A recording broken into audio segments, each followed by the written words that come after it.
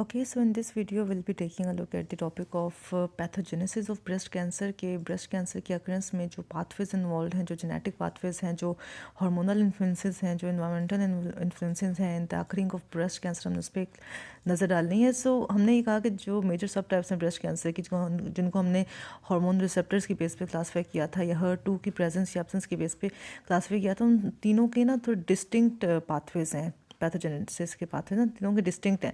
Like जैसे हमने पीछे देखा भी है कि in case of oestrogen positive breast cancer mostly जो म्यूटेशंस हो रही हैं वो BRCA2 जीन में हो रही हैं. जो जर्म लाइन म्यूटेशंस पाई जा रही हैं BRCA2 में है. जबकि in case of HER2 positive and ER positive और नेगेटिव ब्रेस्ट कैंसर हम देखा था मोस्टली म्यूटेशंस TP53 में थी. जबकि जो ट्रिपल नेगेटिव क्लास थी ब्रेस्ट कैंसर की उसमें जो मोस्टली म्यूटेशन थी जर्म लाइन म्यूटेशन और BRCA1 में थी. तो इनकी जो पाथवेज हैं वो डिस्टिंक्ट हैं बेस्ड ऑन द क्लिनिकल सब टाइप. ठीक है. अच्छा, तो हमने कहा कि इसी तरह से उनके डिफरेंट होते हैं और एक ना स्टेप पाथवे कोई भी हो एक स्टेप वाइज एक्विजिशन होती है ड्राइवर म्यूटेशंस की in the epithelial cells of the lobules और डक्ट. उसी के बेस पे हम इसको इन्वेसिव डक्टल कार्सिनोमा या इन्वेसिव लोब्यूलर कार्सिनोमा के बेस पे डिफाइन करते हैं. ठीक है. जो उसका एरिया इन्वॉल्व हो रहा हो, ब्रेस्ट का जो पोर्शन इन्वॉल्व हो रहा हो. एनीवे इसमें जो फैक्टर्स अफेक्ट करते हैं ब्रेस्ट कैंसर डेवलपमेंट में वो जेनेटिक फैक्टर्स भी हैं, हार्मोनल फैक्टर्स भी हैं और एनवायरमेंटल कैटेगरीज भी हैं. अब हमें पता है कि ब्रेस्ट कैंसर की एक तो जर्म लाइन म्यूटेशंस हो सकते हैं या सोमैटिक म्यूटेशंस हो सकते हैं जिसको हम स्पोरेडिक म्यूटेशंस भी कहते हैं. जर्म लाइन म्यूटेशन डेफिनेटली एक हेरिडिटरी पैटर्न होगा, एक फैमिलियल पैटर्न होगा. ठीक है. तो हम ये कह रहे हैं जो driver mutations in the cancer genes हैं that contribute to breast carcinosis can be divided into those that are inherited and those that are acquired. Inherited में जर्म लाइन आ जाएंगे, एक्वायर्ड में स्पोरेडिक आ जाएंगे. The major germ line mutations conferring susceptibility to breast cancer genes मतलब mostly जो वो कह रहे म्यूटेशंस होती हैं ना वो उन जीन्स में होती हैं जो रेगुलेट कर रही होती हैं जीनोमिक स्टेबिलिटी को या जो इन्वॉल्व होती हैं प्रो ग्रोथ सिग्नलिंग पाथवे में. फॉर एग्जांपल जो जीन्स इन्वॉल्व हैं प्रो ग्रोथ सिग्नलिंग पाथवे में अगर उनकी ओवर एक्सप्रेशन हो जाए तो भी ब्रेस्ट कैंसर हो जाएगा.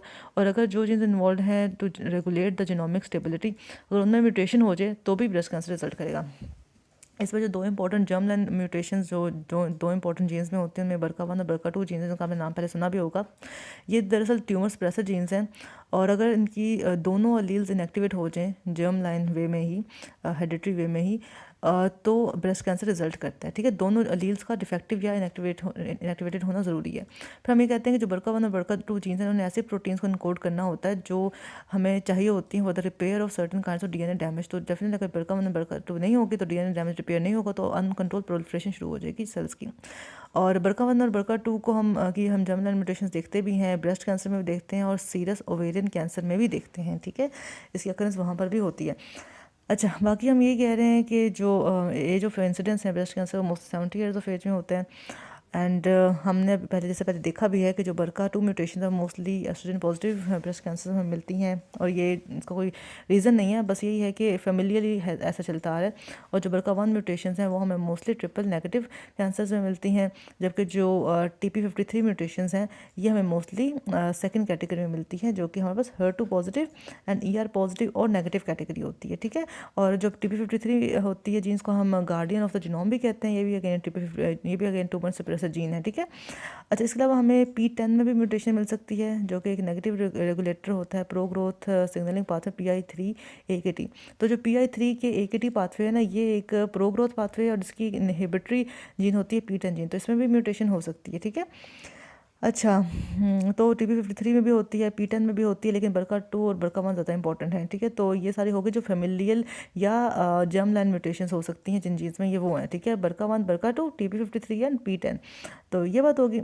अच्छा, बाद में हम कहते हैं कि इन्हीं जीन्स में ना समटाइम्स स्पोरेडिक केसेस में भी म्यूटेशन हमें नज़र आती है.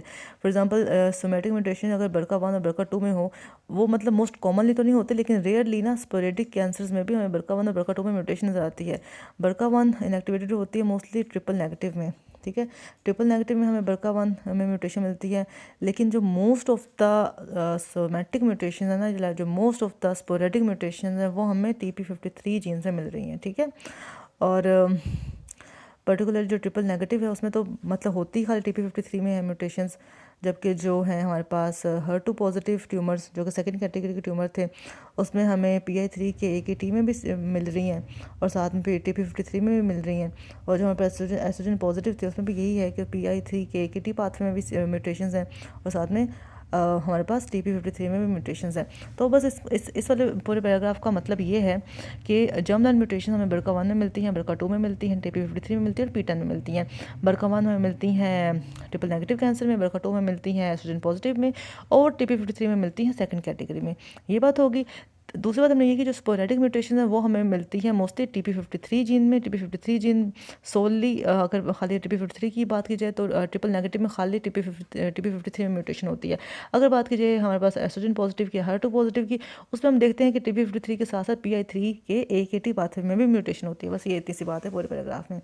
अच्छा, बाकी ये लिखा हुआ है कि अगर HER2 जीन की ओवर एक्सप्रेशन, अच्छा HER2 जीन के बारे में कहा जाता है कि HER2 इट्स सिंपली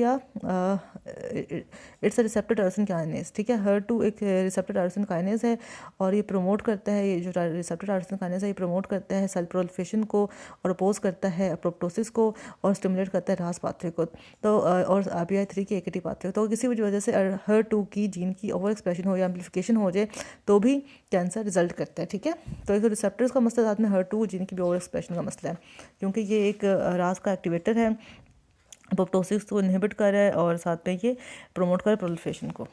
अच्छा, और इस बारे में जो इंपॉर्टेंट बातें भी देख, अच्छा ये तो सारी होगी जर्मलाइन म्यूटेशन की बातें या सोमेटिक म्यूटेशन की बातें। अब करते हैं बात हार्मोनल इन्फ्लुएंसेस की।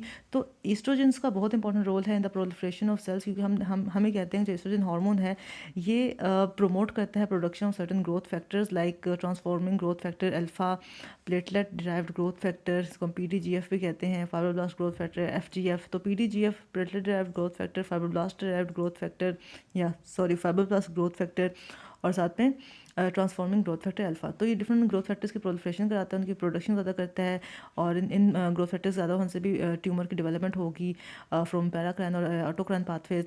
और इसके अलावा जो एस्ट्रोजन है ये खुद भी रेगुलेट करता है सर्टन जीन्स को ना estrogen dependent fashion, some of which are important for the tumour development, right. तो इसलिए एक तो ये डिफरेंट ग्रोथ फैक्टर्स की प्रोडक्शन का, साथ में ये खुद भी इटसेल्फ भी इस तरह से रेगुलेट कर रहा है सर्टन अदर जीन्स को जो कि इम्पॉर्टेंट हैं for the development of growth of that tumour. ठीक है, तो इसलिए ये एस्ट्रोजन का रोल होता है। इसलिए जो एस्ट्रोजन पॉजिटिव कैंसर्स हैं, एस्ट्रोजन रिसेप्टर पॉजिटिव कैंसर हैं, उनमें अगर हम एस्ट्रोजन एंटागनिस्ट देंगे तो उनमें फिर काफ़ी हद तक ट्यूमर रिग्रेशन के आती हैं, मतलब अच्छा पॉजिटिव हमें इफेक्ट मिलता है उससे। ठीक है, अच्छा इन्वायरमेंटल फैक्टर्स जो इंपॉर्टेंट है तो हम ये कहते हैं कि इन्वायरमेंटल फैक्टर्स में कुछ पर्सनल हैबिट्स भी आ जाती हैं, like as I told you already कि जो लोग लेट चाइल्ड बेयरिंग करते हैं या फिर वो ब्रेस्ट फीड नहीं कराते बच्चे को, या फिर हमें देखते हैं कि ओल्ड एज है चाइल्ड बेयरिंग की या नली पैरिटी है, उनमें भी फिर उनमें भी ब्रेस्ट कैंसर के चांसेस ज़्यादा होते हैं। इसके अलावा जो यूरोप के रेजिडेंट्स हैं, जो अमेरिका के रेजिडेंट्स हैं, US के रेजिडेंट्स हैं, उनमें भी इसके इंसिडेंस ज़्यादा है, तो उसका एक जोग्राफिक पैटर्न भी देखने को मिलता है। तो हार्मोनल इन्फ्लुएंसेस, इन्वायरमेंटल फैक्टर्स हो गए, और साथ में जो जेनेटिक फैक्टर्स हैं वो हमने देख ली। तो यही पैथोजेनेसिस थी ब्रेस्ट कैंसर के। I hope it was easy and helpful for you guys, so take care, अल्लाह हाफिज़।